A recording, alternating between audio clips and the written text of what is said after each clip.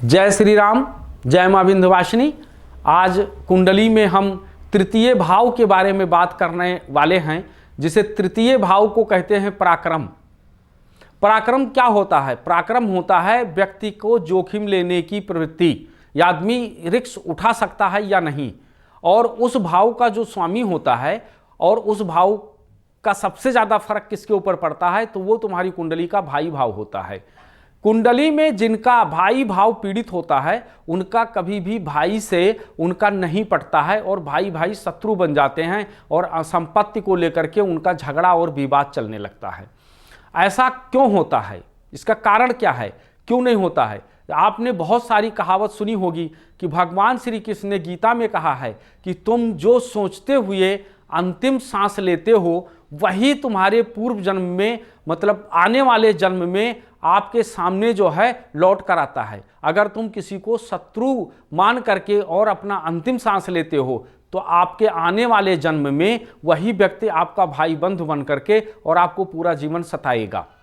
इसलिए जो तृतीय भाव होता है वो भाई भाव होता है और उसका जो स्वामी होता है, उसका जो होता है वो मंगल होता है। अगर वहां पर पराक्रम भाव में अगर मंगल बैठा हुआ है तो ऐसे लोगों को भाई से पूर्व सपोर्ट, बहुत बढ़िया सपोर्ट मिलता है, बहुत उत्तम सपोर्ट मिलता है और वो व्यक्ति जीवन में बहुत बड़ा रिस्क उठाता है। आप जितने भी बड़े उद्योगपति हैं, बड़े बड़े बिजनेसमैन हैं, इनकी कुंडलियों में आप जब भी देखेंगे तो इनके पराक्रम भाव में मंगल बैठा होता है। इसीलिए रिस्क उठाते हैं, लोन इत्यादि लेते हैं और कोई व्यापार शुरू करते हैं। मेहनत करने के बाद अपना उद्योग जगत में बहुत बड़ा नाम कमाते हैं।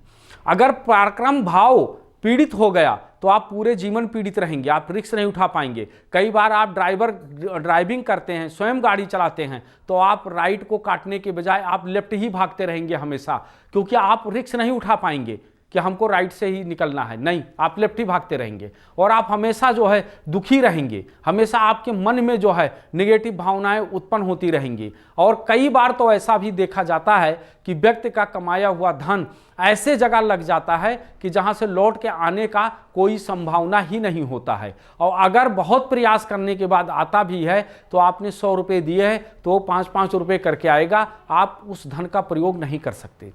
तो ऐसे में हमको क्या करना चाहिए कि जिससे हमारा पराक्रम भाव जो पीड़ित है वो जागृत अवस्था में आ जाए और हमें भाइयों का पूर्ण सपोर्ट मिले और हम पराक्रमी बने और रिस्क उठाने की प्रवृत्ति आए। उसके लिए आप उस घर को जो है एक तरीके से बढ़िया करवा सकते हैं। कारण और निवारण, पूजा पाठ इत्यादि करके और करवा करके उसको कर सकते हैं। कई बार ऐसा होता है कुंडली के अंदर कि भाई भाई का शत्रु हो जाता है। आप पेपरों में न्यूज में पढ़ते हैं कि भाई ने भाई की हत्या कर दी। क्यों कर दी?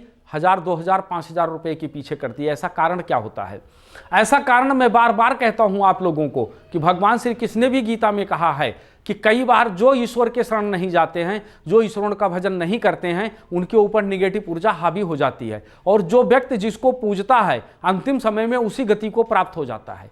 तो इस कारण से जब भी आपके अंदर निगेटिव ऊर्जा आएगी तो निगेटिव चीजें क्या होती है, हमेशा आपसे गलत काम करवाएगी और गलत काम करवाने के बाद कहीं ना कहीं आपको फंसा करके पीड़ित कर देगी और पीड़ित होने के बाद आपका पूरा जीवन नष्ट हो जाएगा और आप अपने जीवन में कुछ नहीं कर पाए थे। आए थे से किस काम से? धूनन लगे कपास, तो वही बातें आपके जीवन में चरितार्थ हो जाएगा। तो इसलिए आपको चाहिए कि योग गुरु के मार्गदर्शन में आप अपनी कुंडली का विश्लेषण करवाएं और उसके बाद देखें कि कारण क्या है और क्यों इस प्रकार की समस्याएं हमारे जीवन में आ रही हैं। क्या कहीं निगेटिव ऊर्जा तो हम पे हावी नहीं है जिसके कारण से हम आगे नहीं बढ़ पा रहे हैं? तो ऐसे किसी की कुंडली में अगर इस प्रकार की समस्या चल रही है तो वो निम्न नंबरों पर हमसे संपर्क कर सकते हैं और संपर्क करके वो हमसे अपने जो है समस्या का समाधान करवा सकते हैं।